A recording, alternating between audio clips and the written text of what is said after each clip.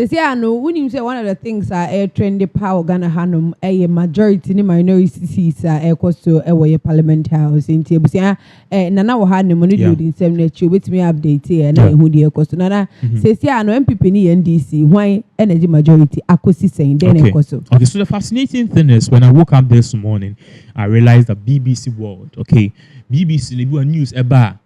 You see a segregated first if you say BBC one, but now you say BBC or BBC Africa, BBC World and BBC US now that, and this one is BBC World, and BBC World was reporting and following the issue in Ghana's parliament.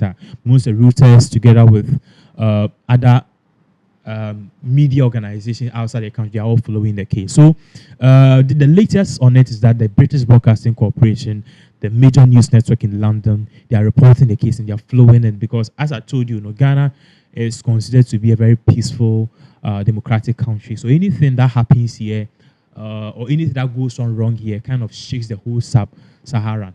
Nigeria is also peaceful, but then the Boko Haram kind of brings their level of democracy down. Unlike Ghana, peace, and the way our democracy it has been maintained on a certain level for the past 30 years. So it is something which is very worth appreciative by the foreign countries and also our former colonial masters. So in terms of parliaments, a whole lot of things has been going on. So the whole thing happened when I think Muntaka Mohammed, together with the minority in parliament, raised a motion in parliament, say many sitting MPs are defecting from their from their respective party, and out of those MPs, we have about 6 or 7 of them. I think 6 of them, and 4 of them are from the New Patriotic Party. 1 of them is from the National Democratic Congress, and 1 of them is an independent. So the motion raised was, if that is the case, and parties are switching their MPs are switching their allegiance and their party, then we need to have a consensus, and I say we need to have another call for who is the majority and who is the minority. And if you do the math well, MPP is losing 4 seats. 4 people are flipping from the MPP party as MPP MPs to independent, and 1 NDC member and 1 independent. So even if you do the calculations well and you do it well, you realize that MPP has fall short by 3 majorities, almost 4 MPs, and NDC has just 1. So in that same case, NDC leads MPP by 3 MPs who have not defected, So ultimately, if you are ranking based on party allegiance, then at the end of the day, the National Democratic Congress carries the majority in parliament, So Speaker, consented to this motion. That's Speaker Aban Bagman, or consented to this particular motion, or when he consented to this particular motion, he said that he was going for recess and then he will check details and see what will be his final output. So he went and then he came back that yes, based on the aforementioned, NDC is now the majority and MPP is now the minority. And immediately after that ruling, he realized that Mahama went on a podium to say that yes, that's how God works. The majority will become the minority, and the minority will become the majority. But then just after that, the speaker, the majority speaker of parliament, that is Afenyo Markins, the people who switch parties, they are switching parties to independent. That is in the 2024 elections. They are not switching it before. Even though they'll be contesting, they've already contested on the ticket of the MPP. So the tenure of MPP has to end before we see, these people are no longer part of exactly. But they came in on the ticket of MPP, so they can't switch parties like that. So Honorable Afenyo Markins, who is the majority leader of parliament, or the Assembly Court, a year Supreme Court, he sent the thing to the Supreme Court seeking an interpretation. And the Supreme Court said that, hey, you guys have a valid case, but then we are not certain to give a final verdict yet. So whilst waiting for an interpretation of the law, and as we sit on the case and look at it, we are giving the ultimatum to Speaker Aban Gbagban, Speaker of Parliament Aban Gbagban, to Speaker Aban Gbagban to halt the process, basically a stay of execution. Stay of execution, they say, ABB Koso. now a year judges work as hold the thing. Ebia, for example, you quite can see me know we are running to be the general manager of Penax, and I was Nana bribing for into their court. So court because okay, I can see them basso. You shame ye dear same we are not trust or any state of execution. So the Supreme Court gave a verdict like that, and MPP quickly said, "Hey, a victory for us."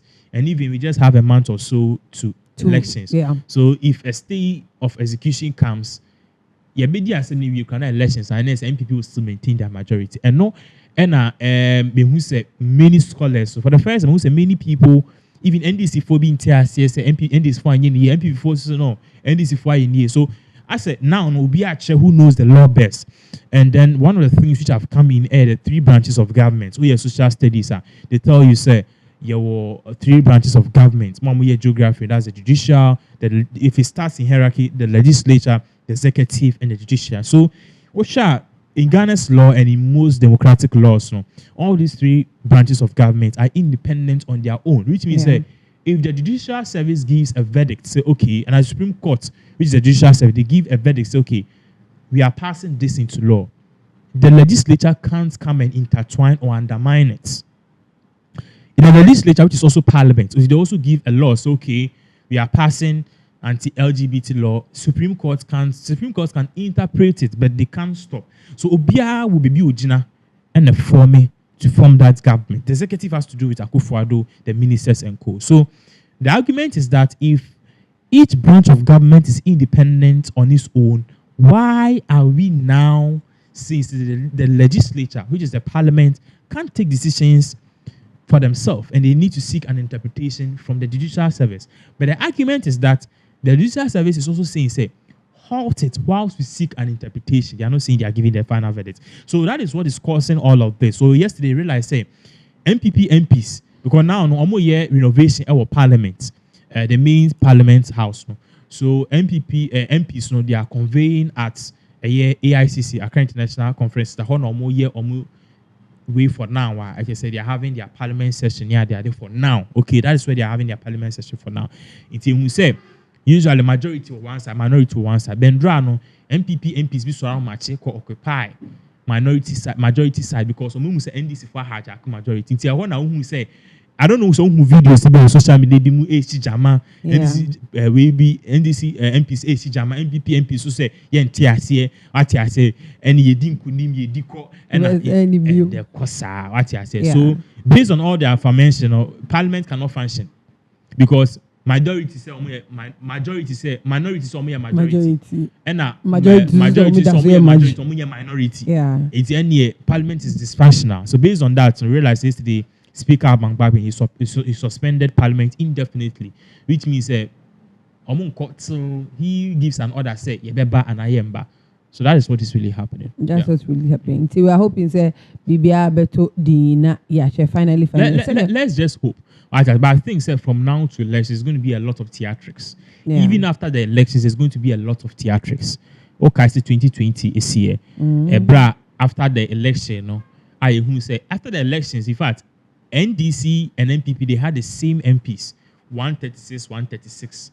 So from that MP, in a quiet, we break it title, and the man is switching allegiance to the New Patriotic Party. And I think I'm now understanding the context of NDC for argument, because if Formina MP came into Parliament, he contested on the ticket as an independent candidate. Yeah. Now, he was able to says, okay, I'm reverting to MP, the New Patriotic Party. Then it tells you that somebody too can be in Parliament, be an MPP, and revert to independent. Yeah. So, because that was how MPP got the majority. For Mina MP, ever joining MPP, and the +1. The MPP is just having a +1 advantage. What is a +1 advantage? And okay, say they flew all the MPs from around the world to come and vote. The Formula MP, and a Formula MP, so he will contest as an independent candidate, not as a New Patriotic Party. And now we are having the likes of Cynthia Morrison. Yesterday, we see Cynthia Morrison pictures, and then on social media, Cynthia Morrison was back to MPP. They know she's still going as an independent candidate. But see, this particular tenant there, she is with the New Patriotic Party. And Cynthia Morrison, the MP for Kumfi South something. Forgive me, I've forgotten. Basically, I did an update about it. She lost in the MPP primaries, or losing in the MPP primaries. So MPP primaries no losing. Or she didn't lose genuinely in Kofobi, Nimpenifobi, Ediscabe, Sisi, and because of that, she's contesting as an independent candidate. But I don't think as to whether she win or not, I don't know. But they saw home support pa. Fantifone Penasem since here, Mamily Morris. And since Mamily Morris is one of the outspoken MPP MPs, this is an all independent. So that alone is hurting. So I don't know if the people are going to vote skirt and blouse in their constituency. And also, ultimately, in the MPP elect candidate, and also, so at the end of the day, you know, also you know, a fem and in run a bread. So at the end of the day, they might MPP candidates will face off with Cynthia Mamile Morris, who's an independent candidate. So ultimately, the NDC MP candidates can win in that constituency. So currently, this is exactly what is really going on. Okay, and now you need a update to be an area.